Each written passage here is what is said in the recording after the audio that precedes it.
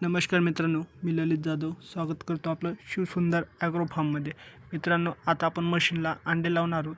त्याच्यासाठी जे अंडे आहेत ते पूर्ण क्लीन करून घ्यायचे, जेणेकरून इकोलाईसारखा आजार आपल्या पक्ष्यांमध्ये येणार नाही.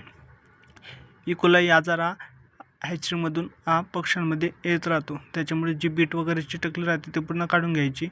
इन्क्युबेटरला पेपर वगैरे आथरून घ्यायचा आहे, जेणेकरून बीट वगैरे खाली चिटकणार नाही आणि इन्क्युबेटर खराब होणार नाही याची काळजी ही घ्यायची. रक्त पण जे राहतं ते अंड्यांमधून जे पिल्लू निघतं तेव्हा ओलं राहतं, ते रक्त पण लागू शकतं. अशा प्रकारे आपण अंडे हे लावून घ्यायचे मशीनमध्ये. एका बाजूला पाणी ठेवायचं आहे, लाईटच्या खाली पाणी ठेवायचं आहे. लाईट वगैरे व्यवस्थित चेक करून घ्यायचं चालू आहे का.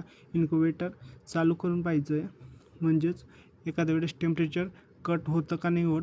एखाद्या वेळेस लाईट सारखं चालू राहतं, तसं चालत नाही.